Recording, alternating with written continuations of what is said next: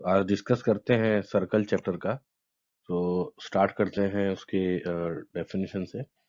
The collection of all points in a plane which are at fixed distance from the fixed point in the plane is called circle. So basically यहाँ पर ध्यान दो कि एक plane है। Plane means यहाँ पे एक सरफेस प्लेन है। Let's say this screen is a plane. अब यहाँ पर एक हमने क्या किया, एक फिक्स पॉइंट ले लिया, लेट्स से ओ। अब इस ओ से जितने भी मीन्स इक्वी डिस्टेंस, मतलब सेम डिस्टेंस के जितने भी पॉइंट्स हैं उसको हमने कलेक्ट कर लिया। तो इस प्लेन पे है ना, और उसको फिर ज्वाइन कर दिया तो क्या बन जाएगा, सर्कल बन जाएगा। मतलब क्या, यहाँ पे मान लो ए बी सी डी जितने भी पॉइंट्स हैं उनको हमने कलेक्ट किया एंड वहां से फिर एक ड्रॉ कर दिया जितने भी पॉइंट्स हैं इक्वी डिस्टेंस पॉइंट ओ से, और उसको फिर ज्वाइन कर दिया। मीन्स ये जो a B C d e f g है इसको ज्वाइन किया तो क्या बन गया, सर्कल बन गया, है ना। अब ये बेसिक डेफिनेशन हुआ सर्कल का।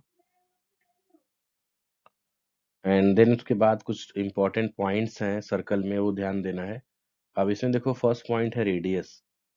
रेडियस मीन्स जो सेंटर से सरकमफेरेंस का जो डिस्टेंस होता है। यहाँ पर देखो ओ ए, ओ बी, ओ सी, ये सब क्या है, रेडियस है ना। Interior of the circle means यहाँ पर समझो कि एक एरिया ड्रॉ करता हूँ मैं। लेट से ये रेक्टेंगल है, सर्कल के बाहर है। तो अब इसमें ध्यान दीजिए। तो लेट से यहाँ पे एक मैंने एक्सटर्नल एरिया ड्रॉ किया। सो ग्रीन से मैं जो ड्रॉ कर रहा हूँ ये हो गया एक्सटीरियर ऑफ द सर्कल, है ना। यहाँ पर जो मैं ड्रॉ कर रहा हूँ ये जो पार्ट है ये क्या है, exterior of the circle. Then this one is interior of the circle, है ना। मीन्स यहाँ पे जो प्लस करके मैं नोट कर रहा हूँ, this one is interior of the circle. So interior exterior clear हुआ कि मीन्स जो सरकमफेरेंस से बाहर का पार्ट है वो एक्सटीरियर हो गया। सरकमफेरेंस मानी परिधि से जो अंदर का पार्ट है इंटीरियर हो गया। नेक्स्ट है circular region. Circular region means what, circumference plus interior, उसको ज्वाइन करके जो बोलेंगे उसको बोलते हैं, ऐड करके क्या बोलेंगे, सर्कुलर रीजन। मीन्स अब ये पार्ट हो गया, मीन्स सरकमफेरेंस को भी ले लो तो ये पार्ट हो गया, ये हो गया आपका सर्कुलर रीजन। ओके। नेक्स्ट आता है कॉर्ड। कॉर्ड का डेफिनेशन ये है कि लेट्स से इस सरकमफेरेंस से कोई भी रैंडम दो पॉइंट लेते हैं, let's say A and B, और उसको ज्वाइन कर देते हैं। सो दे मेक कॉर्ड, है ना। मीन्स किसी भी सर्कल में सरकमफेरेंस पे रैंडम कोई दो पॉइंट ले और उसको ज्वाइन करते हैं तो क्या बन जाता है, chord. Next then diameter. Diameter means diameter is a kind of chord which passes through centre. मतलब क्या, ये भी एक टाइप का कॉर्ड ही है, बट वो सेंटर से पास होना चाहिए। ऐसा कॉर्ड जो सेंटर से पास हो जाए उसको बोलते हैं diameter. And diameter is the largest chord, है ना। तो डायमीटर भी एक टाइप का कॉर्ड है, बट वो सबसे लार्जेस्ट कॉर्ड है, सबसे बड़ा कॉर्ड है। देन आता है आर्क। आर्क का मीनिंग क्या है देखो। आर्क मीन्स लेट से यहाँ पर मैंने कट किया इस पार्ट को ए बी, सरकमफेरेंस के किसी रैंडम पार्ट को हमने कट किया, ये एक पार्ट कट होके बाहर निकल गया। So this one is called arc, means this one is minor arc, छोटा आर्क, है ना। अब बचा हुआ इस साइड से ए बी ऐसे बचा है ना। तो ये जो पार्ट है ये क्या हो गया, ये है मेजर आर्क, है ना। कभी भी जब आप किसी भी आर्क को कट करोगे सरकमफेरेंस में से, तो जो रिमेनिंग आर्क हो जाएगा तो वो उसका अपोजिट हो जाएगा। अगर आपने मेजर आर्क कट किया है तो अपोजिट में माइनर होगा, माइनर में कट किया है तो मेजर होगा, है ना। तो यहाँ पर देखो ए बी मैंने माइनर आर्क कट किया तो रिमेनिंग उधर से क्या हो जाएगा, मेजर आर्क। देन आता है सेगमेंट। मींस जब आप कोई कॉर्ड ड्रॉ करते हो, अब यहीं पर देखो, लेट्स से यहाँ पे हम लोग एक कॉर्ड ड्रॉ करते हैं and then this one is let's say a B cord. तो ये जो है सेगमेंट हो गया अभी, है ना। आर्क में क्या था, सिर्फ सरकमफेरेंस पे लेते थे। अब जो है कॉर्ड और आर्क, ये जो सरकमफेरेंस के बीच का एरिया है, this one is called segment. अब इसमें भी देखो एक माइनर एरिया होगा and this one is major area, है ना। तो मेजर सेगमेंट, माइनर सेगमेंट, इतना जो पार्ट है वो क्या हो गया, this one is minor segment, है ना, माइनर। एंड रिमेनिंग पार्ट ऐसे बचा है ना। So this one is major segment. Okay, तो minor arc, major arc, minor segment, major segment. Next है सेक्टर्स। अब सेक्टर्स को थोड़ा समझते हैं। सेक्टर्स का मीनिंग ये होता है कि जब आप कोई लेट से यहाँ पे सेंटर है ओ, वहां से रेडियस ड्रॉ करते हो, दो रेडियस ड्रॉ करते हो, एंड उन दोनों रेडियस और सरकमफ्रेंस के बीच का जो एरिया बनता है ना, अब ये बन जाएगा सेक्टर, है ना। इसमें माइनर सेक्टर, मेजर सेक्टर। अब देखो यहाँ पर ऐसा जो एरिया निकल के आया है, ये अगर कट कर दिया जाए तो ये हो गया माइनर सेक्टर, है ना। अब जो बचा है, कुछ ऐसा एरिया बचा है ना, तो this one is called major sector. ये जो बचा है ये क्या हो गया, ये ओ ए बी, मान लो ये ए बी है। तो मेजर सेक्टर और माइनर सेक्टर कुछ ऐसा होता है। तो इसमें कंफ्यूज नहीं होना है, आर्क, सेगमेंट एंड सेक्टर्स, है ना, बहुत इंपॉर्टेंट पॉइंट्स है। इसका यूज होने वाला है आगे के जो प्रैक्टिस क्वेश्चंस है उसमें। कुछ क्वेश्चंस डिस्कस करते हैं जिससे कि हमारा बेस और स्ट्रांग हो जाएगा। सो क्वेश्चन नंबर 1 देखो, the centre of a circle lies in which part, exterior और इंटीरियर। सो बट ऑब्वियस इसका आंसर क्या हो जाएगा, इंटीरियर पार्ट, है ना। सेंटर इंटीरियर पार्ट पे एग्जिस्ट करता है। A point whose distance from center of a circle is greater than the radius lies in exterior part, है ना। मीन्स अगर मान लीजिए कोई पॉइंट है, उसका जो डिस्टेंस है सेंटर से वो रेडियस से ज्यादा है, तो बट ऑब्वियस वो सरकमफेरेंस से बाहर चला जाएगा। The longest chord of a circle is diameter. Okay, तो इसका आंसर हो जाएगा डायमीटर। नेक्स्ट है, an arc is dot dot when it ends are the diameter, ends of the diameter, है ना। मीन्स ऐसा आर्क जो, यहाँ पर देखो अगर डायमीटर का एंड से, let's see this is diameter, तो यहाँ से जो आर्क बनेगा उसको क्या बोलेंगे, सेमी सर्कल, है ना। दिस विल बी द, इसका आंसर क्या होगा, the answer will be semi circle. Semi circle यहाँ पे फिलअप करेंगे। Segment of a circle is the region between an arc and. तो सेगमेंट में देखो आर्क और क्या होता है, कॉर्ड, है ना। तो इसमें क्या आ जाएगा answer, chord, right. A circle divides the plane on which it lies in three parts. कौन कौन से part, interior, exterior and then एक पार्ट हो जाता है सर्कुलर रीजन, है ना। सो थ्री पार्ट्स हो जाएगा इसका आंसर। लाइन सेगमेंट, अब ट्रू फॉल्स देखते हैं। Line segment joining centre to any point on a circle is a radius of the circle, है ना। तो ये ट्रू है। मीन्स लाइन सेगमेंट, ऐसा लाइन सेगमेंट जो सेंटर से सरकमफ्रेंस को ज्वाइन करता हो, तो क्या होता है, radius. A circle has only finite number of equal chords, ये रॉन्ग है ना। दिस वन इज रॉन्ग, क्योंकि इनफाइनाइट ड्रॉ कर सकते हैं equal chord. Okay, if a circle divides into three equal arcs, each is a major arc, ये भी wrong है। क्यों, क्योंकि अगर वो इक्वल आर्क्स हैं तो उसमें मेजर माइनर का कोई कॉन्सेप्ट ही नहीं रह जाएगा, सबके सब इक्वल हैं, इसलिए रॉन्ग है। A chord of a circle which is twice as long as its radius is diameter। तो अगर ट्वाइस है रेडियस का तो डायमीटर ही होगा, तो ये ट्रू है। और sector is the region between the chord and its corresponding arc. अब सेक्टर देखो कॉर्ड और आर्क के बीच में नहीं होता है, एक्चुअल में वो सेगमेंट होता है, इसलिए रॉन्ग हो जाएगा। सेक्टर तो दो रेडियस से बनता है, दो रेडियस और आर्क के बीच में, है ना। A circle is a plane figure, yes it is true. तो ये कुछ कॉन्सेप्ट है, ये कुछ क्वेश्चंस है जिसको आप रिवाइज करोगे तो और कॉन्सेप्ट क्लियर होगा। कुछ इंपॉर्टेंट प्रॉपर्टीज हम डिस्कस करते चलते हैं सर्कल का, बहुत ही इंपॉर्टेंट प्रॉपर्टीज है ये सब। तो फर्स्ट वन देखो, equal chords of a circle subtend equal angles at the centre. Means क्या, लेट्स से अगर कोई सर्कल है तो उसमें अगर दो हमने कॉर्ड लिया, यहाँ पर let say C D, this one is A B.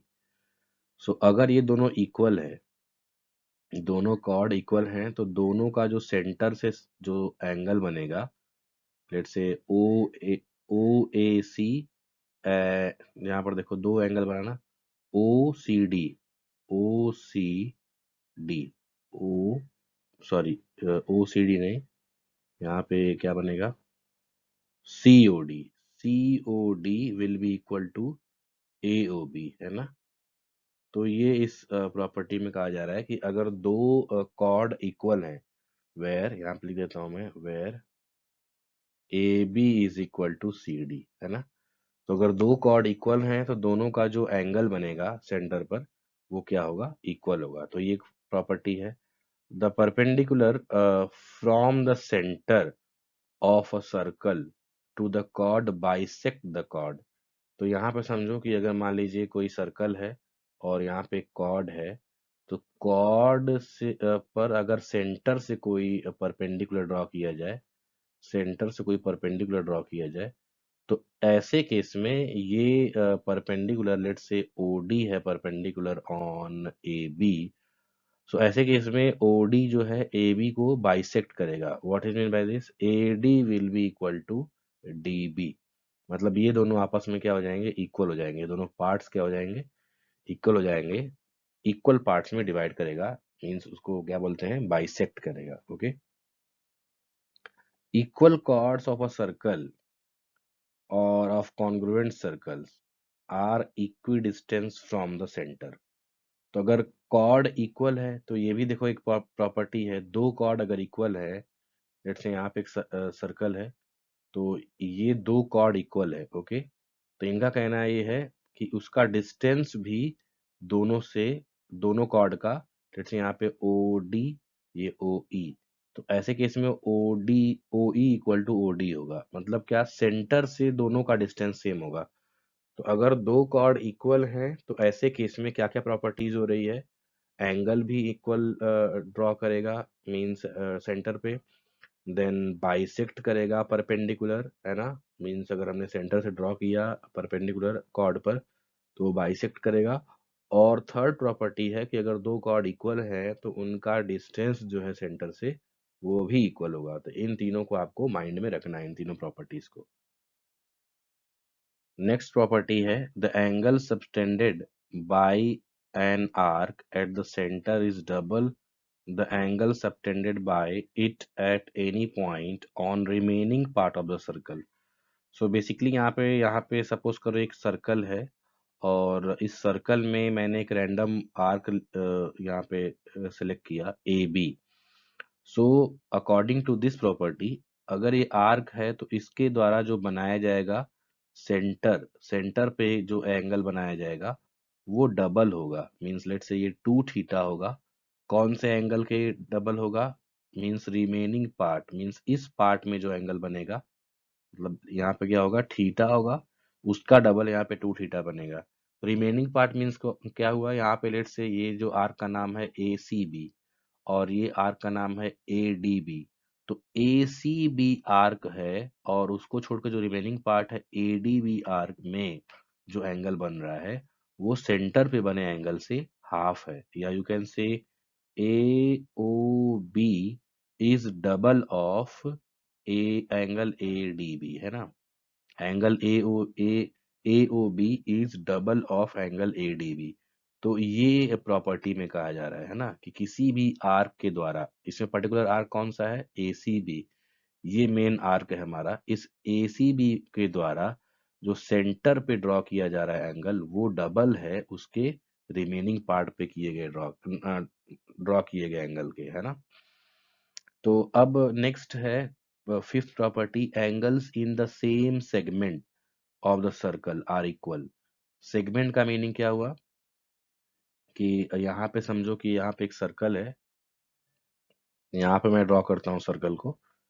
So let's से एक सर्कल है, और उसमें आपको इन्होंने बोला है कि सेगमेंट, सेगमेंट का मीनिंग क्या हुआ, the area between a cord and arc, है ना। लेट्स से यहाँ पे ये एक सेगमेंट हो गया ए बी, ये कॉर्ड है, उसके द्वारा ये जो आर्क पे ये जो एरिया ड्रॉ किया जा रहा है वो क्या हो गया, सेगमेंट हो गया। एंड देन यहाँ पे ए डी है ये, और ये let's say this one is A C b, ये ऊपर की तरफ ही जो सेगमेंट है, मैं इसको डॉट से लेट्स से प्लस से डिनोट कर रहा हूँ। तो यहाँ पर ये एक सेगमेंट हो गया, इस सेगमेंट के अंदर जितने भी एंगल ड्रॉ किए जाएंगे वो सब क्या होंगे, इक्वल होंगे। सो यहाँ पे मैं देखो ड्रॉ कर रहा हूँ, ये एक हो गया एंगल, ये भी एक हो गया एंगल, है ना। तो इनका कहना है कि ये दोनों इक्वल होंगे आपस में एंगल, ओके। सो ये आपको ध्यान रखना है। So let's say this one is A C b, this one is a l b. So angle a l b is equal to angle A C b according to this property, okay. Next property है, यहाँ पर ध्यान दो, a line segment joining two points subtended equal angles at two other points lying on same side of the line containing the line segment। तो यहाँ पे समझो ये एक सर्कल है, उस पे मैंने एक सेगमेंट लिया, लेट्स से ए बी, और यहाँ पर है segment a l b, let's say, है ना, ये सेगमेंट है। तो उस पे अगर हमने दो ड्रॉ किए, यहाँ पर दो एंगल ड्रॉ किए, let's say a C b and a D B, है ना, और दोनों एंगल इक्वल होंगे। तो ये जो पॉइंट्स इनका कहना है ये साइक्लिक है, अगर मैं इसको ज्वाइन कर दूं तो ये क्या बन जाएगा, एक क्या बन जाएगा, quadrilateral. So A A B C D they are concyclic, means ये पॉइंट्स क्या कहलाएंगे, ए बी सी डी, ये पॉइंट्स क्या कहलाएंगे, कौन साइक्लिक, या ये जो क्वाड्रिलेटरल बनेगा आप ध्यान दोगे बाद में, तो ये बनेगा साइक्लिक क्वाड्रिलेटरल। अब इसी में देखो सेवेंथ प्रॉपर्टी है, the sum of either pair of opposite angles of cyclic quadrilateral is 180। तो ऐसे केस में अब ये a B C d cyclic quadrilateral बन गया, है ना। तो angle a plus angle c opposite है ना, एंगल ए और एंगल सी, ये हो जाएगा 180, और angle b plus angle d will be 180। तो अपोजिट एंगल्स जो होते हैं साइक्लिक क्वाड्रिलेटरल में वो 180 का होता है। साइक्लिक क्वाड्रिलेटरल मींस व्हाट, ऐसा क्वाड्रिलेटरल जिसके जितने भी वर्टेक्स है, मतलब 4 vertex should be on the circumference of a circle, है ना। मतलब सर्कल के परिधि पे होना चाहिए जितने भी उसके वर्टेक्स हैं किसी भी क्वाड्रिलेटरल के, तो वो क्या हो जाएगा, साइक्लिक क्वाड्रिलेटरल। और साइक्लिक क्वाड्रिलेटरल का स्पेशलिटी क्या है कि उसके जो अपोजिट एंगल्स हैं वो उनका समेशन कितना होता है, 180 degree, okay. Tangent to a circle, अब जो है टेंजेंट का भी कुछ प्रॉपर्टीज देखते हैं। लेट्स से यहाँ पे एक सर्कल है, और सर्कल से टेंजेंट का मीनिंग ये हुआ कि आपको एक पॉइंट से टच करता हुआ अगर कोई लाइन ड्रॉ करना है, so that will be the tangent to the circle. A tangent to a circle is a line that intersect the circle at only one point, है ना। फर्स्ट यहाँ पे देखो उसका जो डेफिनेशन है वो यही है कि अगर मान लीजिए ये सर्कल है और ए पॉइंट पे कोई लाइन सिर्फ एक ही पॉइंट पे टच करते हुए जा रहा है, so this line will be the tangent, है ना, ये टेंजेंट इसको बोल देंगे, है ना। नेक्स्ट है there is only one tangent at a point of a circle, है ना, of the circle. So basically ये तो ट्रू है कि एक पॉइंट से एक ही टेंजेंट ड्रॉ किया जा सकता है। अगर आप चाहो कि इस पॉइंट ए पर एक और टेंजेंट ड्रॉ कर देंगे, so that will not be possible, ये पॉसिबल नहीं है। नेक्स्ट है the tangent to a circle is a special case of the secant when two end points of its corresponding chord coincide, है ना। The tangent to a circle is a special case of secant. Secant मतलब क्या, कि जैसे मान लीजिए कि अगर एक सर्कल है यहाँ पे, तो यहाँ से अगर एक कॉर्ड कट करें, तो ये कॉर्ड एक्चुअल में अगर ये लाइन, लेट से अगर ये कॉर्ड एक लाइन है ना, ये तो पॉइंट ए से लेके बी तक ये क्या हो गया, कॉर्ड हो गया, बट ये पूरा एक लाइन है, तो इस लाइन क्या बोलते हैं, सेकंड। तो अगर ये एक स्पेशल टाइप का सेकंड हो जाए कि अगर ये दो पॉइंट पे ना कट करके एक पॉइंट पे टच कर दे तो ये सेकंड किस में चेंज हो जाएगा, टेंजेंट में। तो यही ये बोल रहे हैं कि a tangent to a circle is a special case of secant, है ना। एक स्पेशल टाइप का सेकंड है जब दो पॉइंट एक आपस में कोइंसाइड करके एक पॉइंट बन जाए, है ना। तो ये यहाँ पे बोला जा रहा है the tangent at any point of the circle is perpendicular to the radius through the point of contact. तो अब यहाँ बहुत इंपॉर्टेंट है, देखो अगर मान लीजिए इस टेंजेंट पे हमने रेडियस ड्रॉ किया, रेडियस ड्रॉ किया इस टेंजेंट से, तो ये आपस में परपेंडिकुलर होंगे, ये बोला जा रहा है ना। मतलब क्या, अगर ए पॉइंट पे एक टेंजेंट ड्रॉ किया हुआ है और उसी ए पॉइंट से एक रेडियस ड्रॉ करें तो आपस में क्या होते हैं, परपेंडिकुलर होते हैं। A circle can have two parallel tangent at most। ये बहुत इंपॉर्टेंट है, याद रखना। किसी भी सर्कल में मैक्सिमम दो पैरेलल टेंजेंट ड्रॉ किए जा सकते हैं।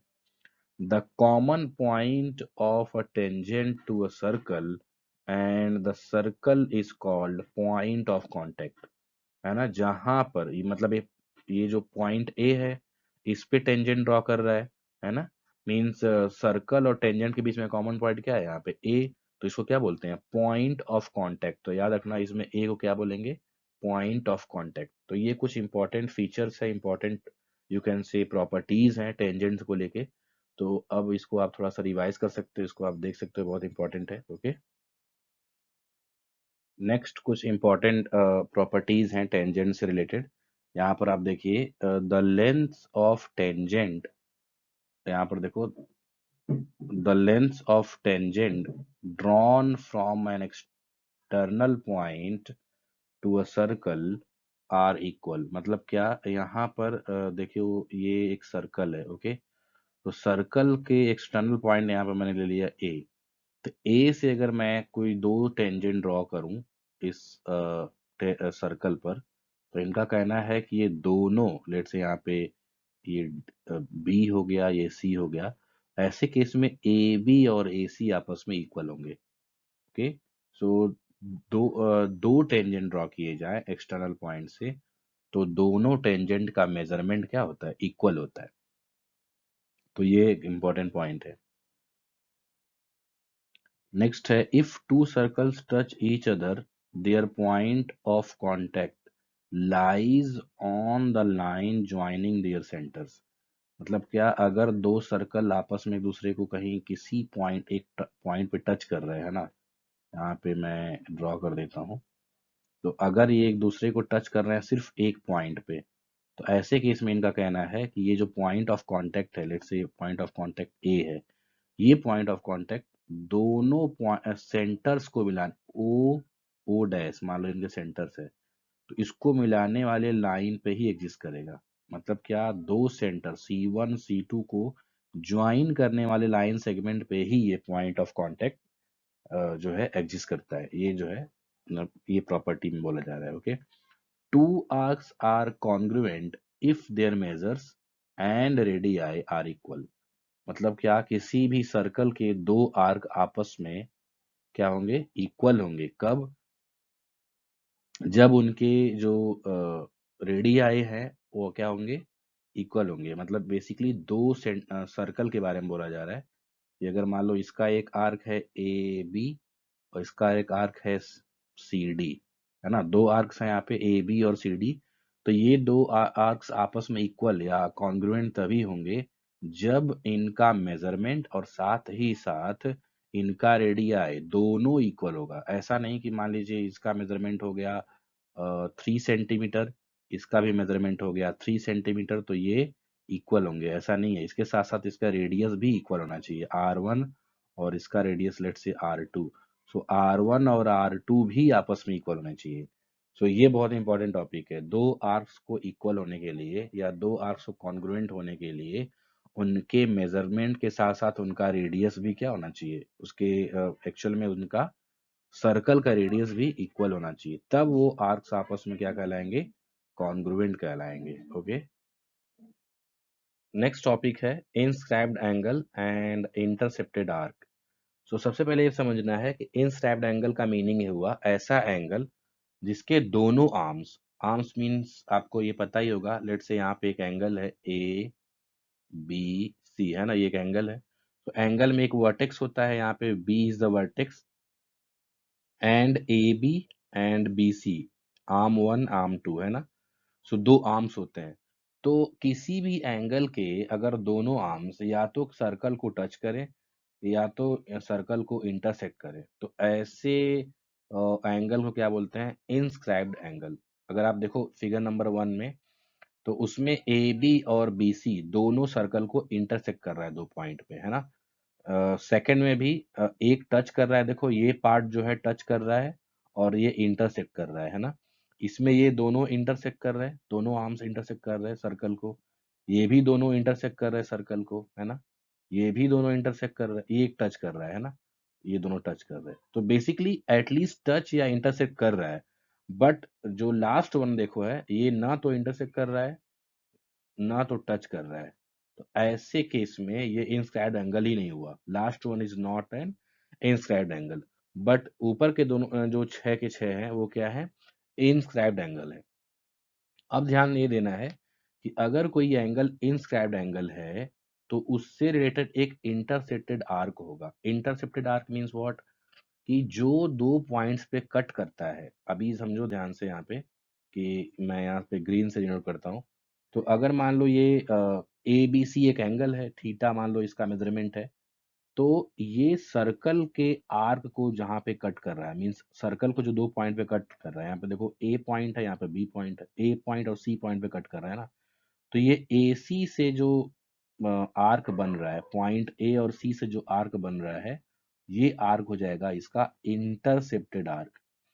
सिमिलरली सेकंड में देखो, जो आर्क है बी सी, ये देखो arc, this arc is intercepted arc B C. Third में ए सी जो है इंटरसेप्टेड आर्क है। फोर्थ में again A C intercepted arc. But fourth में दो दो आर्क इंटरसेप्ट हो रहा है, देखो यहाँ पे let's say M N point ले लेता हूं मैं। तो ये एक एम एन पॉइंट भी इंटरसेप्टेड आर्क है।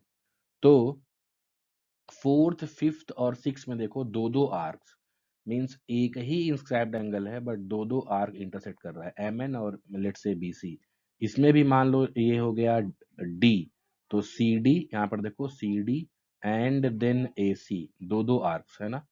सिमिलरली इसमें देखो ए सी एक माइनर आर्क और यहाँ पे भी ए सी एक मेजर आर्क, दो दो आर्क इंटरसेक्ट हो रहा है एक ही इंस्क्राइब्ड एंगल से।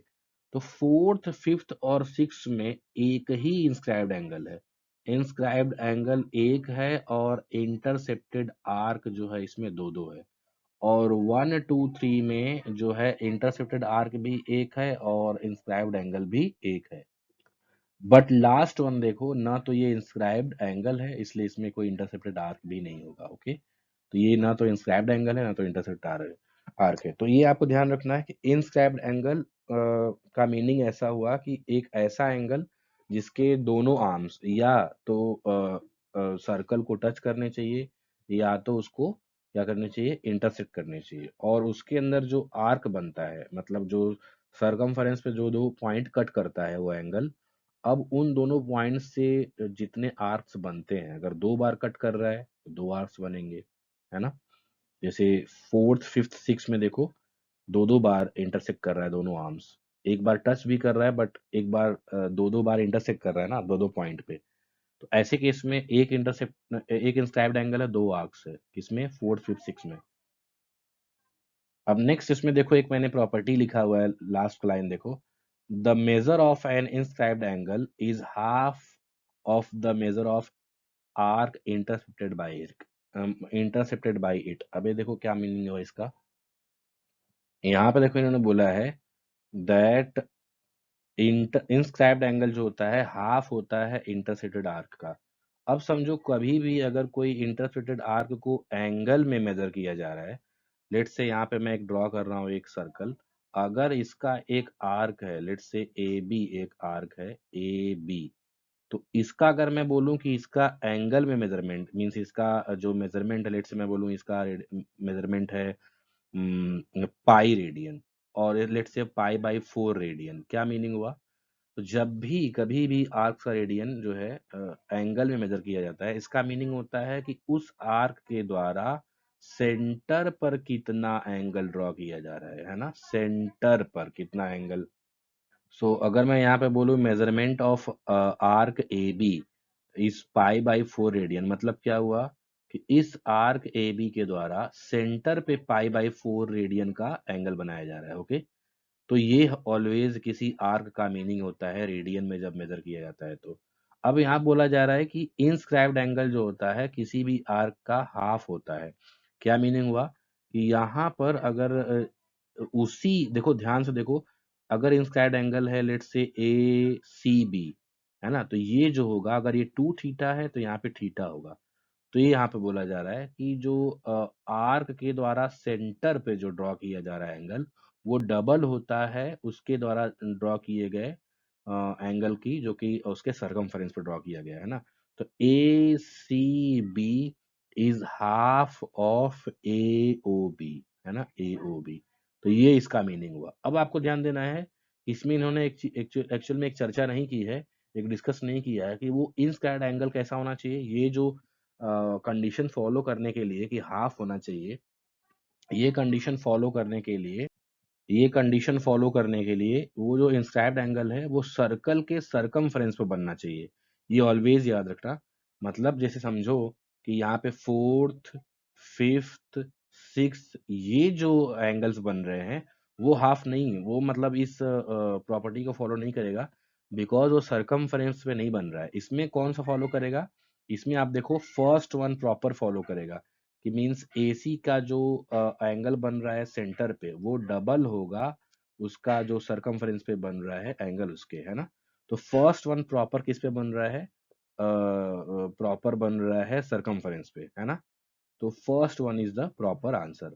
अब बाकी के जो इंटर इंस्क्राइब्ड एंगल है वो या तो टच कर रहे हैं या तो इंटरसेप्ट कर रहे हैं, बट इस प्रॉपर्टी के लिए दोनों आर्म्स, एंगल के दोनों आर्म्स जो है इंटरसेप्ट करना चाहिए सर्कल को, तो ही ये प्रॉपर फॉलो होगा। तो इस प्रॉपर्टी के लिए याद रखो फर्स्ट वन प्रॉपर जो है फॉलो करेगा। इवन यहाँ पर ध्यान दो, थर्ड वन भी फॉलो नहीं करेगा, बिकॉज ये देखो सरकमफ्रेंस पे बी नहीं बना है, एंगल बी जो है सरकमफ्रेंस पे नहीं बना है, ये अंदर बना है, तो ये भी फॉलो नहीं करेगा इस प्रॉपर्टी को, थर्ड वन भी फॉलो नहीं करेगा। ओके, तो ये याद रखना है कि ये जो प्रॉपर्टी है कि measure of inscribed angle is half of the measure of intercepted arc, इसके लिए ये कंडीशन फॉलो होना चाहिए कि वो इनस्क्राइब्ड एंगल सरकमफ्रेंस पर ही बनना चाहिए। ओके, और उसके दोनों आर्म्स कट करने चाहिए, इंटरसेक्ट करने चाहिए किसको, सर्कल को। The measure of an angle subtended bye an arc eight a point on the circle is half of the measure of the angle subtended by the arc eight the centre. देखो उसी को proper explain कर रहे हैं जो अभी मैंने explain किया, कि किसी भी सर्कल में अगर मैंने एक आर्क ले लिया लेट्स से ए बी, तो उसके द्वारा जो सेंटर पे एंगल बनाया जा रहा है वो एंगल डबल होगा उसके द्वारा बनाए गए एंगल जो कि सरकमफरेंस पे है ना। तो ये वही बता रहे हैं कि किसी भी पर्टिकुलर आर्क ए बी के द्वारा उसके सेंटर पे बनाया गया एंगल उसके सरकमफरेंस पे बनाए गए एंगल का डबल होता है ना। नेक्स्ट पॉइंट है angles inscribed in the same arc are congruent, है ना। यहाँ पे मान लो ए बी एक पर्टिकुलर आर्क है, इसके द्वारा कौन जो है दो तीन में अगर मैं एंगल ड्रॉ करूँ, यहाँ ग्रीन से देखो, दो तीन एंगल ड्रॉ करूँ जो इंस्क्राइब कर रहा है एंगल आर्क ए बी को ही, ये सब के सब क्या होंगे, इक्वल होंगे, थीटा थीटा थीटा। ये देखो फर्स्ट सेकंड थर्ड, तीन तीन इंस्क्राइब्ड एंगल है बट आर्क सेम है ए बी। तो सेम आर्क के द्वारा इंस्क्राइब्ड किए गए जितने भी एंगल होते हैं on the circumference of the circle वो क्या होते हैं, इक्वल होते हैं या कॉन्ग्रुएंट होते हैं। बट याद रखना on the circumference of the circle, अब ये नहीं कहीं भी जो है इसको ड्रॉ करो, ऑन द सरकमफरेंस। तो ये बहुत इंपॉर्टेंट है, 1 2 3 जो थीटा थीटा बना है ये on the circumference of the circle है। Angle inscribed in semi circle is right angle, ये बहुत इंपॉर्टेंट है। अगर मान लो कोई यहाँ पे सर्कल है और सेमी सर्कल यहाँ पे मैंने ड्रॉ किया, उसके अंदर जितने भी एंगल ड्रॉ किए जाएंगे इंस्क्राइब्ड एंगल वो क्या हो जाएंगे, 90 डिग्री का बनेगा, ये याद रखना। वो एंगल राइट एंगल बनता है। तो सेमी सर्कल के अंदर जितने भी इनस्क्राइब्ड एंगल होते हैं वो क्या होते हैं, वो ऑलवेज राइट एंगल ट्राइंगल बनते हैं। हाँ मतलब राइट एंगल बनाता है 90 डिग्री। बट अगेन ये इंसाइड एंगल क्या होना चाहिए, on the circumference of the circle, है ना, जितने भी हैं यहाँ पे on the circumference of a circle, ये याद रखना, तभी वो 90 डिग्री होगा। नेक्स्ट है, if two points on a given line subtended equal angles at two distinct points which line on the same side of the line, then 4 points are concyclic। जैसा कि अभी हमने पीछे पढ़ा, उसी का थोड़ा सा यहाँ पे इन्होंने अलग वे में बताया है कि अगर दो पॉइंट्स एक गिवन लाइन से इक्वल, जैसे यहाँ पर देखो, लेट्स से यहाँ पर एक लाइन सेगमेंट मैंने लिया ए बी, है ना, यहाँ पर देखो, लेट्स से यहाँ पे एक लाइन सेगमेंट है ए बी, ये मैं ड्रॉ कर रहा हूँ लाइन सेगमेंट ए बी। अब उस लाइन सेगमेंट ए बी से अगर दो पॉइंट इक्वल एंगल ड्रॉ कर रहे हैं on the circumference of a circle, equal angle draw कर रहे हैं, तो ये दोनों पॉइंट्स लेट्स से सी और डी, तो ये आपस में क्या हो जाएंगे, कोन साइक्लिक। कौन कौन, ए बी सी डी, ये कोन साइक्लिक पॉइंट्स हो जाएंगे। If two points on if two points on a given line, है ना, गिवन लाइन कौन हो गया, लाइन सेगमेंट, ये जो है ए बी, ए बी से दो डिस्टिंक्ट पॉइंट जो है सेम साइड पे, सेम साइड मतलब क्या, ए बी से इधर ही, है ना, सेम साइड पे अगर इक्वल एंगल ड्रॉ कर रहे हैं तो वो दोनों पॉइंट्स क्या हो जाएंगे, कोन साइक्लिक हो जाएंगे। ओके, कुछ और प्रॉपर्टीज है, इंपॉर्टेंट प्रॉपर्टीज। अब यहाँ पर देखो, फर्स्ट वन है कि अगर लेट्स से ए बी और सी डी दो कॉर्ड है, वो एक दूसरे को कट कर रहे हैं पॉइंट ई पर, है ना, सर्कल के अंदर ही, और नहीं एक्चुअली यहाँ पे सेंटर लिया हुआ है, yes I think yes, point ई पे कट कर रहे हैं, यस सेंटर यहाँ पे लेट से ओ है। ओके, तो ऐसे केस में कुछ जो है प्रॉपर एक फॉर्मूले बन के आते हैं, देखो, angle A E C, this angle A E C is equal to, angle A E C is equal to 1/2 half of measurement of arc A C. AC कौन सा आर्क हो गया, this arc AC, plus DB measurement of arc, arc DB। तो ये याद रखना कि अगर AEC का मीनिंग क्या हुआ, कि ये दोनों कॉर्ड जहाँ पे कट कर रहे हैं तो उसमें जो एक्यूट एंगल बन रहा है ना, तो जो एक्यूट एंगल बन रहा है वो एक्यूट एंगल का मेजरमेंट होगा half of AC plus DB। But जो ऑब्ट्यूस एंगल बन रहा है CEB, उसका मेजरमेंट होगा half of AD plus CB, AD AD plus CB, है ना, तो ये मेजरमेंट हो जाएगा इसका। तो एक्यूट एंगल के लिए जो, अभी देखो इसमें ऐसे समझो कि यहाँ पर क्लियर है, उस इस तरीके से आपको समझना है कि यहाँ पर लेट्स से एक दूसरे को कट कर रहे हैं, तो ये एक्यूट एंगल है, एक्यूट एंगल का यहाँ पर देखो वर्टिकली अपोजिट एंगल ये हो जाएगा, तो इसके आमने सामने का जो आर्क है उसको ऐड करके डिवाइड बाई 2 कर दो। अब ऐसे ही CEB का वर्टिकली अपोजिट क्या हो जाएगा, ये हो जाएगा, इसके सामने आमने सामने के जो आर्क्स हैं उसको ऐड करके डिवाइड बाई 2 कर दो, तो इजी हो गया ये, है ना। तो ये बहुत ही इंपॉर्टेंट फीचर है, तो इसको आपको लर्न करके रखना है। एंड याद रखना, ई जो है यहाँ पर कोई भी रैंडम पॉइंट है, ऐसा नहीं कि ई जो है एक सेंटर है, सेंटर यहाँ पे दिया हुआ है। ओके, सेंटर इज लेट्स से ओ, यहाँ पे सेंटर अलग है, तो ये याद रखना, बहुत बड़ा डिफरेंस है ये, सेंटर कहीं इधर है ओ, ये जो डॉट दिया हुआ है ना ये सेंटर है। ई इज डिफरेंट पॉइंट, वो जो इंटरसेक्शन पॉइंट है दोनों कॉर्ड का वो है ई। ओके, नेक्स्ट कंडीशन है कि जब दो कॉर्ड्स आपस में एक दूसरे को इंटरसेक्ट करें बट वो सर्कल के अंदर ना इंटरसेक्ट करके बाहर करें, है ना, यहाँ पर देखो ए बी और सी डी कॉर्ड है, वो आपस में एक दूसरे को कहाँ इंटरसेक्ट कर रहे हैं, सर्कल के बाहर ई पॉइंट पे। तो जब ये ई पॉइंट जो है एक्सटीरियर पॉइंट हो, तो ऐसे केस में याद रखना है कि angle B E D means inscribed angle जो है बी ई डी, वो इक्वल टू हो जाएगा 1/2 and then bigger intercepted arc. Bigger intercepted arc कौन सा है इसमें देखो, ये बी डी है ना, B D minus smaller intercepted arc A C. So measurement of arc B D minus measurement of arc smaller arc A C, है ना। तो ये याद रखना है कि जब कोई इंस्क्राइब्ड एंगल सर्कल के बाहर बने तो ऐसे केस में वो एंगल इक्वल टू क्या होता है, bigger intercepted arc minus smaller intercepted arc divide by 2, है ना। सो ये एक फॉर्मूला है। नेक्स्ट देखो इंपॉर्टेंट प्रॉपर्टी, मींस ये भी एक प्रॉपर्टी है इंस्क्राइब्ड एंगल का, बट ये स्पेशल टाइप का इंस्क्राइब्ड एंगल है जिसमें एक आर्म्स जो है टच कर रहा हो सर्कल को और एक आर्म जो है इसको इंटरसेप्ट कर रहा हो। तो यहाँ पर देखो, if an angle has its vertex on circle, its one side touches the circle and other intersects the circle in one more points, then measure of the angle is half of the measure of the intercepted arc। क्या meaning हुआ समझो, कि जितने भी angles हैं देखो, first second third, वो angle कैसे हैं, ए बी सी जितने भी एंगल हैं वो क्या कर रहे हैं, पॉइंट बी जो है वो सर्कल पे है, देखो यहाँ भी पॉइंट बी वर्टेक्स है ना एंगल का, वो सर्कल पे है, और उसमें जो है बीसी इंटरसेप्ट बीसी टच कर रहा है सर्कल को, है ना, बीसी टच कर रहा है सर्कल को, और ए बी जो है इंटरसेप्ट कर रहा है सर्कल को।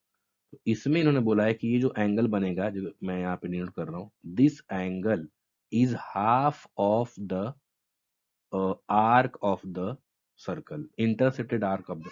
अब यहाँ पे अगेन देखो, इंटरसेप्टेड आर्क का मीनिंग क्या हुआ, इस सर्कल, अभी हमने कॉन्सेप्ट समझा है इंस्क्राइब्ड एंगल और इंटरसेप्टेड आर्क। तो ये जो एंगल है इसके अंदर जो आर्क आ रहा है इंटरसेप्टेड आर्क, कौन सा आर्क, देखो इस एबीसी के अंदर कौन सा आर्क आ रहा है, दिस ए बी आर्क, है ना। तो ये आर्क का मेजरमेंट एंगल में क्या मीनिंग हुआ, कि ये सेंटर पे कितना एंगल बना रहा है।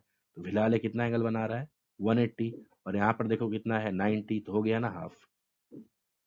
अब ऐसे ही बी में देखो, यहाँ पर एंगल कौन सा है, वाई, ये एंगल कौन सा, ओरिजिनल एंगल कितना है, वाई, और उस वाई के अंदर जो आर्क है वो कौन सा है, ए बी।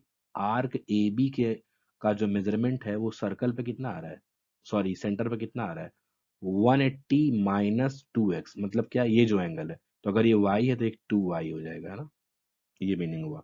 अगेन यहाँ पर देखो, ये है ओरिजिनल एंगल, लेट्स से ये x है, तो इनका कहना है कि अगर ये x है तो अब इसके अंदर जो देखो एंगल आ रहा है वो कौन सा आ रहा है, ये आएगा, मींस जो आर्क आ रहा है वो आएगा ए डी बी, ये आर्क आएगा, तो उसका एंगल सर्कल पे कितना, सेंटर पे कितना होगा, this is 2x। Okay, so this is the property. उसी प्रॉपर्टी को एक अलग मींस और करके देखो, यहाँ पे लिखा है मैंने, और करके उसी प्रॉपर्टी को एक अलग लैंग्वेज में क्या बोलेंगे, the angle between a tangent of a circle and a chord drawn from the point of contact is congruent to the angle inscribed in the arc opposite to the arc intercepted by that angle। आप ऐसे भी कह सकते हो कि अगर मान लीजिए कोई एक ऐसा एंगल है जिसमें एक आर्म्स जो है उसका टेंजेंट है और एक आर्म कॉर्ड है, बट पॉइंट ऑफ वो कहाँ से ड्रॉ किया जा रहा है, पॉइंट ऑफ कॉन्टेक्ट से। तो ऐसे केस में ये बोल रहे हैं, ऐसे केस में देखो क्या बोल रहे हैं, यहाँ पे मैं फिर एक ड्रॉ करके बता रहा हूँ, लेट्स से फिगर नंबर 2 में मैं ड्रॉ कर रहा हूँ। तो यहाँ पर देखो उन्होंने बोला है कि ये जो एंगल है y, ये एंगल y होगा, मींस कॉन्ग्रुएंट होगा किसके, to the angle inscribed in the arc opposite to the arc. मतलब अपोजिट टू द आर्क कौन सा हो गया, देखो अगर ये आर्क ए डी बी है तो उसका अपोजिट क्या हो जाएगा, this arc, let's say this one is A C B. इस आर्क में जो एंगल ड्रॉ किया जाएगा उसके इक्वल होगा। तो अब समझो कि इस आर्क में एंगल कौन सा ड्रॉ होगा, अगर यहाँ पे मैंने ऐसे ड्रॉ किया तो ये यहाँ पे कितना है, ये भी y आएगा, इस इनका कहना है ना। तो ये भी कितना आएगा, y आएगा, सो कॉन्ग्रुएंट होगा। सो this is the another property. Okay, तो इसको एक बार 2-3 बार आप रिवाइज करोगे तो क्लियर होगा। नेक्स्ट प्रॉपर्टी देखो, बहुत इंपॉर्टेंट प्रॉपर्टी है। Property known as theorem of chords intersecting inside the circle, है ना। मतलब दो अगर कॉर्ड्स सर्कल के अंदर अगर इंटरसेक्ट करें आपस में, तो ऐसे केस में क्या होता है, लेट्स से ए बी और सी डी दो कॉर्ड हैं और वो ई पॉइंट पे इंटरसेक्ट कर रहे हैं। So in this case A E into E B equal to C E into E D. मतलब क्या हुआ, देखो ये ए ई और E B A B chord के पार्ट्स हैं, तो उनको अगर आपस में मल्टीप्लाई कर दोगे so that will be equal to C E into E D, है ना। तो ये बहुत ही इंपॉर्टेंट है। A E in into E B equal to, यहाँ पे इक्वल टू हो जाएगा सी ई इंटू, है ना, ई डी। तो ये बहुत इंपॉर्टेंट फॉर्मूला है, आपको ये लर्न करना है। ये जो फर्स्ट कॉर्ड का है part A E into E B, फिर सेकेंड कॉर्ड का पार्ट है C E into E D, उन दोनों को मल्टीप्लाई करेंगे तो दोनों आपस में क्या होंगे, इक्वल होंगे। नेक्स्ट प्रॉपर्टी ये देखो, theorem of chords intersecting outside the circle, है ना। अगर दो कॉर्ड्स एक दूसरे को इंटरसेक्ट करें, बट कहाँ पे इंटरसेक्ट करें, आउटसाइड द सर्कल। सो ऐसे केस में भी देखो A E into E B equal to होता है C E into D. But again आप देखो A B into B E, मतलब ये फर्स्ट कॉर्ड के दोनों पार्ट्स हैं। And then C D into D, ये सेकेंड कॉर्ड के पार्ट्स हैं और एक दूसरे को कहाँ पे इंटरसेक्ट कर रहे हैं, ई पर, बट ये आउटसाइड द सर्कल है ना। तो in this case also formula वही होगा, A B A E into A, but इसमें थोड़ा सा आप ध्यान दो, तो थोड़ा चेंज हुआ है। ए ई मतलब कैसा, देखो ऐसा नहीं कि direct A B into B, इसमें पार्ट्स कुछ ऐसे डिसाइड होगा। देखो मैं यहाँ पे मार्क करके बता रहा हूँ, थोड़ा पार्ट्स डिसाइड करने का मेथड देखो डिफरेंट है। मींस जो इंटरसेक्शन पॉइंट है उससे काउंट करेंगे, वहां से फर्स्ट पॉइंट क्या हो जाएगा, A E, then into B, फिर ये इंटरसेक्शन पॉइंट से सी ई, देन इनटू डी, है ना। ऐसा नहीं कर देना है ए बी इंटू बी। सो ये ध्यान रखना है, मतलब क्या, इंटरसेक्शन पॉइंट से दोनों पॉइंट, मींस इंटरसेक्शन पॉइंट से एक बार फर्स्ट पॉइंट को काउंट करेंगे, फिर इंटरसेक्शन पॉइंट से सेकंड पॉइंट को काउंट करेंगे, देन क्या हो जाएगा, देखो ए ई, फिर ये हो जाएगा बी ई, इधर हो जाएगा सी ई, फिर हो जाएगा डी ई, है ना। तो ये ध्यान रखना है। नेक्स्ट प्रॉपर्टी है देखो, this property is known as tangent secant segment theorem, है ना। ये याद रखना, टेंजेंट सेकंड सेगमेंट थ्योरम क्या मीनिंग हुआ। लेट्स से अगर कोई एंगल ड्रॉ किए हैं हमने, इनसाइड एंगल, जिसमें एक पॉइंट, एक जो आर्म्स है वो इंटरसेक्ट कर रहा है, एक आर्म जो है उसको टच कर रहा है, राइट।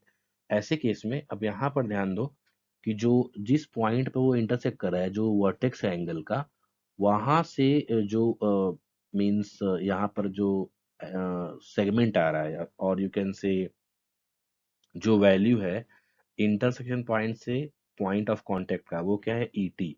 सो उसका स्क्वायर इक्वल टू होगा ई ए इंटू ई बी। ई ए मतलब क्या, उस इंटरसेक्शन पॉइंट से सेकेंड आर्म का जो इंटरसेक्शन है सर्कल पे, वो है ई ए, एंड देन उसी इंटरसेक्शन पॉइंट से दूसरा जो इंटरसेक्शन है वो है ई बी, उसके मल्टीप्लिकेशन के इक्वल होगा। मतलब फिर से मैं ड्रॉ करके बता रहा हूँ, देखो लेट्स से ये एक सर्कल है, तो सर्कल में अगर हमने एक ऐसा ड्रॉ किया पॉइंट, यहाँ से जो टच करके जा रहा है, एक ऐसा आर्म जो टच करके जा रहा है, ये थोड़ा सा अजीब बन गया, लेट्स से यहाँ पे टच करके जा रहा है, ओके।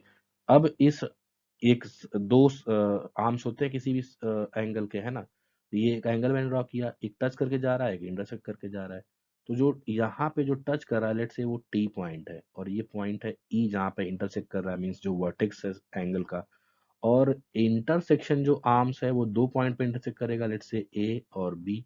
तो इनका कहना है ऐसे केस में this E T square is equal to E A into E B, ये याद रखना है। इसको बोलते हैं tangent secant segment theorem, okay. So this is very important. अब जो है प्रैक्टिस क्वेश्चंस देखते हैं। क्वेश्चन नंबर 1 है, two circles of radii 5 centimetre, 5.5 centimetre and 3.3 centimeter respectively touch other. What is the distance between their centers? तो अब यहाँ पर देखो, ये इन्होंने नहीं बोला कि टच कर रहे हैं, बट इंटरनली टच कर रहे हैं, एक्सटर्नली। सो लेट्स से अगर हमने सर्कल को ड्रॉ किया, एक बार हमने ये शो किया कि ये जो है एक्सटर्नली टच कर रहे हैं, ओके। सो यहाँ पर अगर मैंने एक सर्कल ड्रॉ किया और वो एक्सटर्नली टच कर रहे हैं, सर्कल अच्छे नहीं बन रहे, इग्नोर दिस। सो यहाँ पर लेट्स से इसका है 5.5 centimetre, this one is 3.3 centimetre. तो अगर ये एक्सटर्नली टच कर रहे हैं तो उनके सेंटर्स का डिस्टेंस कितना हो जाएगा? 5.5 प्लस 3.3 कितना हो जाएगा? 8.8। बट व्हाट इफ अगर वो इंटरनली टच कर रहे हैं, तो अगर मान लो ये है 5.5 सेंटीमीटर का और फिर वो ये है 3.3, तो यहाँ पे इसका सेंटर हो गया और इधर इसका कहीं सेंटर हो गया। तो ऐसे केस में इनके बीच का डिस्टेंस कितना हो जाएगा? और ये है पूरा 5.5। तो ये 5.5 में से ये 3.3 माइनस कर देंगे, तो इनके बीच का सेंटर आएगा C1 और C2 का डिस्टेंस। तो 5.5 माइनस 3.3 ये हो जाएगा 2.2। तो आंसर क्या हो जाएगा? डी आंसर होगा, 8.8 और 2.2। वाई? बिकॉज ये गिवन नहीं है कि सर्कल जो है कैसे टच कर रहा है, इंटरनली टच कर रहा है और externally. So if they are touching externally, तो क्या हो जाएगा? 8.8 the distance between their centres. And अगर इंटरनली टच कर रहा है तो डिस्टेंस कितना हो जाएगा? 2.2। ओके, नेक्स्ट क्वेश्चन है। क्वेश्चन नंबर 2 में यहाँ पे लिखा हुआ है, two circles intersect each other such that each circle passes through the centre of the other. मतलब यहाँ पे समझो कि यहाँ पे ऐसा है कि एक मीन्स दो सर्कल है, let's say this one is circle 1, this one is circle 2। तो एक दूसरे के सेंटर से पास हो रहे हैं, तीसरा भी अगर ड्रॉ करे तो वो भी उसके सेंटर से पास होना चाहिए। वो तभी पॉसिबल होगा जब दोनों सर्कल का रेडियस सेम हो। आप ध्यान दो, इसका भी रेडियस कितना होगा? 12 सेंटीमीटर। आप ध्यान दो, लेट्स से अगर मैं एक सर्कल लूँ यहाँ पे और इसका सेंटर है O, और दूसरा सर्कल लूँ, दूसरा कोई बिगर सर्कल लूं, तो ये पॉसिबल है कि ये इसके सेंटर से पास हो जाए। अगर मान लो मैं इसको कैसे भी इससे पास करा दूं, एक मिनट, मैं लेट से इसके सेंटर से पास करा दूं एक बिगर ट्रायंगल, ओके, इसके सेंटर से पास करा देता हूँ। बट तब होगा क्या कि ये स्मॉलर ट्रायंगल इसके सेंटर से पास नहीं होगा, क्योंकि इसका सेंटर कहीं इधर होएगा, है ना। दोनों एक दूसरे के सेंटर से तभी पास होंगे जब दोनों का रेडियस सेम हो, है ना। तो इसलिए B is the right option. A circle touches all side of parallelogram, so parallelogram must be. तो इसका आंसर देखो रोम्बस होगा, okay. So B is the right option, rhombus is the answer, क्योंकि ऐसे केस में ऑल साइड्स इक्वल होने चाहिए। So rhombus is the right option. Question number 4 में यहाँ पर दिया हुआ है, the length of a tangent segment drawn from a point which is at 12.5 centimetre from the centre of the circle, है ना। यहाँ पे देखो एक पॉइंट है बी, जो कि सेंटर ऑफ द सर्कल से कितने डिस्टेंस पे है? 12.5। And the length of the tangent is 12। तो फाइंड द डायमीटर। तो सबसे पहले देखो, अगर डायमीटर फाइंड आउट करना है मीन्स सबसे पहले ओ ए फाइंड आउट करना पड़ेगा। तो in right angle triangle O A square equal to हो जाएगा यहाँ पे O B square hypotenuse minus O A B A square, है ना। क्या फॉर्मूला बन जाएगा? O B square minus B A square और ए बी स्क्वायर। तो यहाँ पे कितना हो जाएगा देखो, 12.5 स्क्वायर माइनस 12 स्क्वायर। तो ए स्क्वायर माइनस बी स्क्वायर से देखते हैं, 12.5 माइनस 12, एक ब्रैकेट में, एक ब्रैकेट में 12.5 प्लस 12, ये कितना हो जाएगा? 0.5, दिस वन विल बी 24.5। तो इसका हाफ कितना हो जाएगा? 12.25। So O A square equal to 12.25। So O A equal to, आप इसका स्क्वायर रूट निकालना, 3.5 आ जाएगा। Square root of 12.25 is 3.25। So diameter कितना हो जाएगा? 3.5 into 2, so this will be 7 centimetre. So B C is the right option, 7 centimetre इसमें होगा, ओके। क्वेश्चन नंबर 5 है, if two circles are touching externally how many common tangent of them can be drawn. तो देखो इसका answer होगा 3, because अगर आप देखो इस डायग्राम में, इस फिगर में, तो 3 tangent we can draw, right. अगर आप देखो जहाँ से कॉमन पॉइंट है वहाँ से ड्रॉ किया जा सकता है, and then this one and this one, है ना। तो total 3 tangent, common tangent means what, circle 1 का भी वो टेंजेंट होगा, सर्कल 2 का भी टेंजेंट होगा। तो अगर एक्सटर्नली ड्रॉ कर रहे हैं, एक्सटर्नली टच कर रहे हैं दो सर्कल, तो टोटल 3 टेंजेंट, कॉमन टेंजेंट होंगे जो दोनों को टच करेंगे, okay, at the same time. Question number 6 में angle A C B is inscribed in arc A C B. Okay, so यहाँ पर देखो एक आर्क है ए सी बी, और उसके ये यहाँ पर देखो आर्क है ए सी बी, उसके अंदर इंस्क्राइब्ड है एंगल ए सी बी। उसकी वैल्यू कितनी इन्होंने दिया है 65। Find the measurement of arc A C B. तो ये total measurement of arc A C B इन्होंने पूछा है, आर्क ए सी बी। तो सबसे पहले आप देखो वैल्यू, अगर हमारा थ्योरम देखो, सो हमने ये पढ़ा था कि मेजरमेंट ऑफ आर्क, अगर मैं इसका नाम रखूं D, A D B, so this measurement of arc A D B का मीनिंग हुआ कि इस आर्क के द्वारा सेंटर पे कितना एंगल बनाया जा रहा है। तो ये मीनिंग हुआ इसका। तो ये सेंटर पे जो एंगल बनेगा वो डबल होगा इस ए सी बी के। So angle A O B will be double of angle A C B, है ना। ये हमने पढ़ा है। So 2 × 65, this will be 130। अब आप ध्यान दो, सो एंगल, अब ध्यान दो, angle A O B is nothing but measurement of arc A D B, है ना। मैंने बताया था कि जब भी मेजरमेंट ऑफ आर्क पूछा जाए एंगल में, तो उसका मीनिंग होता है कि उस आर्क के द्वारा सेंटर पे कितना एंगल बनाया गया है ना। तो वो आ गया कितना है 130। अब इन्होंने पूछा है एक्चुअली में A C B, measurement of arc A C B, वो कितना हो जाएगा, टोटल आर्क कितना होता है 360 डिग्री का, माइनस उसमें से माइनस कर देंगे 130, कितना आ जाएगा 230, है ना। तो 230 इज द राइट आंसर। इसमें 230 राइट आंसर आएगा। So B, D is the right option, है ना, D is the right option. कैसे मैंने माइनस किया 360 में से, ये देखो ए डी बी और प्लस ए सी बी अगर ऐड कर दो तो पूरा सर्कल आ जाएगा। तो सर्कल कितने का होता है 360 का होता है। तो 360 minus 130, 230 is the right option.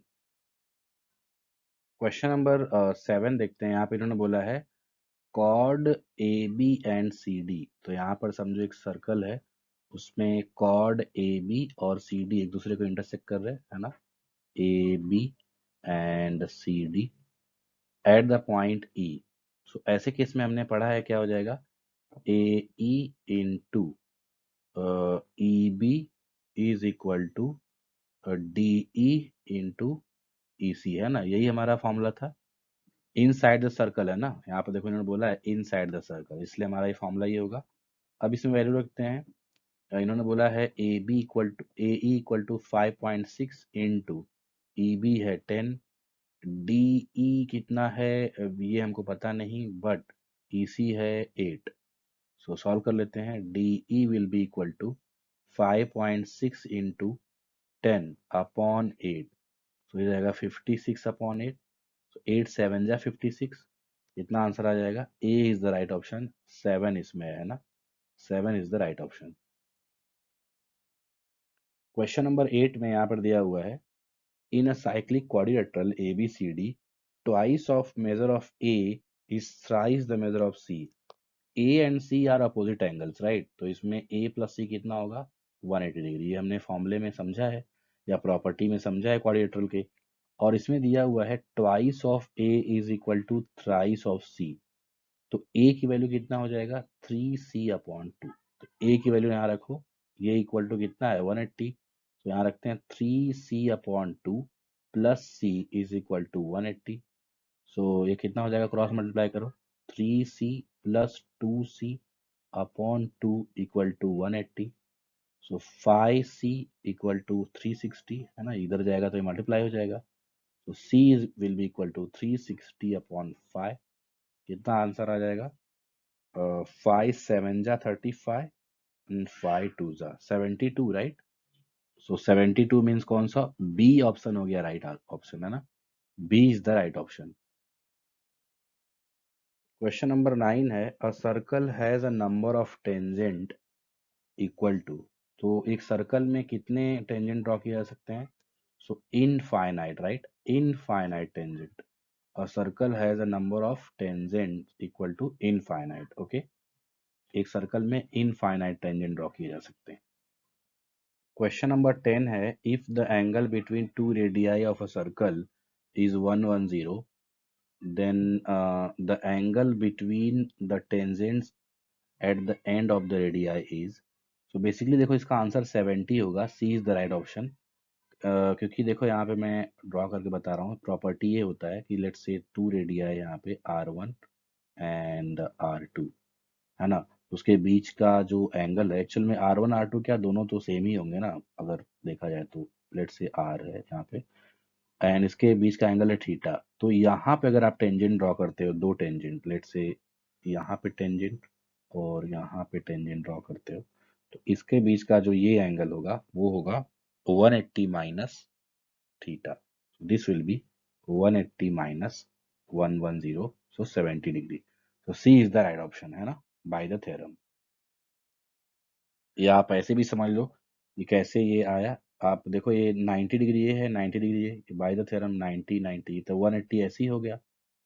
तो टोटल क्वाड्रेटर का फॉर्मूला कितना होता है? 360 mean sum of interior angle 360 होता है। तो 180 इधर दोनों का निकल गया, तो इन दोनों का भी तो 180 आएगा ना।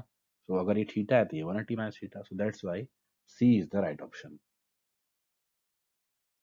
नेक्स्ट है, if TP and TQ are the two tangent to the circle with center O, so that POQ is 110, then PTQ is। तो देखो PTQ अगेन यहाँ पे कितना हो जाएगा? ये हो जाएगा 70 डिग्री, है ना? ये भी हो जाएगा 70, बिकॉज अभी हमने पढ़ा दैट 180 माइनस 110, यहाँ पे 180 माइनस 110 हो जाएगा, तो कितना हो जाएगा? 70 डिग्री। तो इसमें भी राइट ऑप्शन क्या हो जाएगा? B is the right option. Okay, the length of tangent from a point at a distance phi from the center is 4, the radius of the, again यहाँ पर देखो, यहाँ पे O T square equal to हो जाएगा, right angle triangle है ना, O T square equal to O A square minus T A square, है ना? So 5 square minus 4 square, so 25 minus 16, ये हो जाएगा 9। So O T will be 3, है ना? So A is the right option. ये तो बहुत इजी क्वेश्चन था, है ना? A is the right option. Question number 13 देखो, यहाँ पर दिया है टू कॉन्सेंट्रिक सर्कल्स। तो एक मींस ऐसे टू कॉन्सेंट्रिक जिनका सेंटर एक ही हो, तो यहाँ पे टू कॉन्सेंट्रिक सर्कल जो है हमने ड्रॉ कर लिया। अब इन्होंने बोला है कि एक ऐसा कॉर्ड जो बिगर ट्रायंगल के लिए कॉर्ड हो और स्मॉलर ट्रायंगल के लिए क्या हो जाए? टेंजेंट हो जाए, है ना? तो इस तरीके से इसको ड्रॉ कर सकते हैं। अब यहाँ पर इन्होंने बोला है, एक मिनट, इसको प्रॉपर मैं ड्रॉ कर लेता हूँ। सो दिस वन इज 5 सेंटीमीटर। देखो बड़े ट्रायंगल का ये जो है रेडियस कितना है? 5। स्मॉलर का रेडियस है 3। सो दे आर दे वांट कि जो हमारा कॉर्ड उसका लेंथ कितना है। तो let's say this one is O, this one is A, this one is B, this one is C। So AB square is equal to OA square minus OB square, right? तो easy है। So 5 square minus 3 square, that will be 25 minus 9, which will 16। So AB square equal to 16, then AB will be equal to 4, right? 16 का square root 4। So if AB is equal to 4, then by the theorem हमको पता है कि अगर किसी circle के centre से उसके कॉर्ड पे परपेंडिकुलर ड्रॉ किया जाए तो उसको बाइसेक्ट करता है। सो AC will be double of AB, means 8 हो जाएगा, राइट? सो कौन सा ऑप्शन राइट होगा इसमें? A is the right option, 8 centimetre, है ना? इसमें 8 centimetre is the right option. अब यहाँ पर देखो, ध्यान दो, a line intersecting a circle in two points is called, ये ध्यान दो, इसको बोलते हैं सेकंड। कॉर्ड तो लाइन सेगमेंट होता है, डायमीटर और टेंजेंट, टेंजेंट तो वन पॉइंट पे टच करता है ना, वन पॉइंट, एंड डायमीटर तो सेंटर से होके जाता है, बट वो भी एक लाइन सेगमेंट है, लाइन सेगमेंट, है ना। कॉर्ड भी एक क्या है, लाइन सेगमेंट। बट ध्यान देना, एक ऐसा लाइन, लाइन सेगमेंट नहीं, लाइन जो सर्कल को इंटरसेक्ट करे उसको क्या बोलते हैं, सेकंड। तो A is the right option. Question number 15 में, if two tangent inclined at an angle 60 degree are drawn to a circle of radius 3 centimetre, then length of each tangent is equal to. So let's say यहाँ पर देखो दो tangent है A C and B सी, यहाँ पर मैंने draw किया है A C and B C are two tangent, उनके बीच का एंगल है 60 डिग्री, तो ये कितना हो जाएगा, half 30 degree, right. So in triangle A C O, है ना, उसमें देखो क्या हो जाएगा, हमको फाइंड आउट करना है किसका लेंथ, टेंजेंट का, ए C. So A C upon, यहाँ पे देखो ए ओ की वैल्यू दिया है 3 centimetre, so A O will be what, अब देखो यहाँ पे एंगल, लेट से ये एंगल है थीटा, तो थीटा का अपोजिट क्या है, ये ए ओ, और अपॉन में ये क्या है अपोजिट का, यहाँ पर बेस है, और adjacent you can see. So adjacent, actual में ए सी हमने ऊपर लिखा है, सो एडजेसेंट अपॉन अपोजिट किस में होता है, एडजेसेंट अपॉन अपोजिट किसकी वैल्यू होती है, cot 30, right, adjacent upon opposite, and cot 30 की वैल्यू कितना होता है, √3, है ना, cot 30 is √3, so A C upon 3, so A C will be equal to 3√3। So कौन सा ऑप्शन राइट हो जाएगा, D is the right option. 3√3 tangent का वैल्यू होगा, है ना, जो ए सी का जो वैल्यू है वो कितना होगा, 3√3, क्योंकि ए सी बी जो ए सी ओ जो ट्रायंगल है उसमें ओ सी हाइपोटेनस है, ए सी जो हो जाएगा वो क्या हो जाएगा, adjacent, and A O opposite, okay. Question number 16 देखो, आई थिंक बहुत इजी क्वेश्चन है। The tangent to a circle is what to the radius through, तो परपेंडिकुलर होगा, है ना, अगर कोई भी सर्कल है उसमें अगर कोई टेंजेंट है तो वो सर्क रेडियस से क्या होता है, अगर let's say this one is radius, this one is tangent, तो इसमें आपस में ये दोनों क्या होते हैं, परपेंडिकुलर होते हैं, 90 डिग्री होता है ये, तो इसका ऑप्शन क्या हो जाएगा, perpendicular. The tangent to a circle is perpendicular the radius through the point of contact, है ना। परपेंडिकुलर बाइसेक्टर नहीं होगा, बिकॉज इसमें टेंजेंट को बाइसेक्ट करने का कोई वही नहीं है, अब टेंजेंट कितना लेंथ है, कहाँ से स्टार्ट है कहाँ पे एंडिंग, उसका कोई वो नहीं है, तो इसलिए इसका ऑप्शन होगा B, perpendicular, okay. Question number 17 में देखो, यहाँ पर दिया हुआ है, in the figure below P Q is a chord of a center of a circle and pt is a tangent at p, qpt is 60 degree, तो यहाँ पे दिया हुआ है qpt is 60 डिग्री, है ना, and then find P R Q. देखो by the formula हमने पढ़ा है, या बाय द थ्योरम हमने प्रॉपर्टी में भी देखा है कि अगर ये एंगल 60 डिग्री है तो उसके अपोजिट में, मीन्स ये आर्क है पी आर क्यू, मेन देखो आर्क है हमारा पी आर क्यू, इस आर्क पी आर क्यू के अपोजिट में अगर एक एंगल ड्रॉ किया जाए वो ठीक उतना ही होगा जितना कि ये एंगल है, तो ये भी कितना होगा, 60 डिग्री होगा।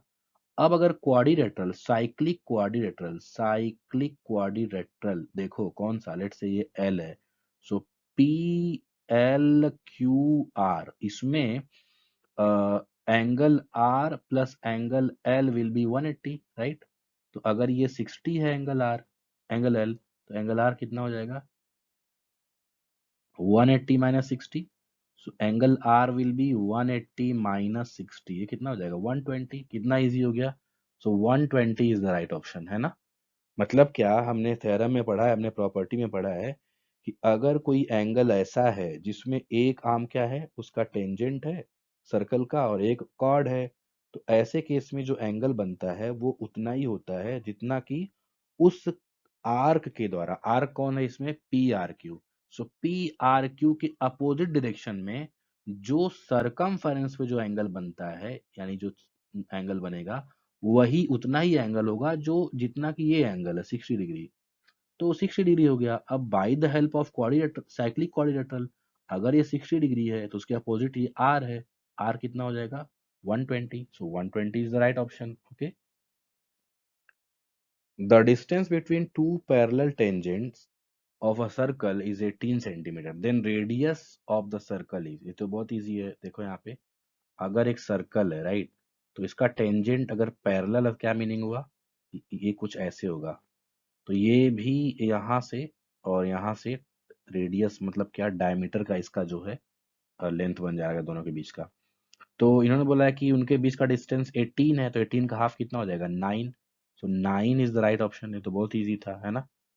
मैं इसको थोड़ा सा अच्छे से ड्रॉ कर रहा हूँ। एक्चुअल में ये ऐसा है ना। मीन्स दो टेंजेंट पैरेलल कुछ ऐसे ड्रॉ होंगे, तो उनके उनके बीच का जो डिस्टेंस होगा वो डायमीटर होगा। तो diameter is given 18, then R will be 9, right. So C is the right option.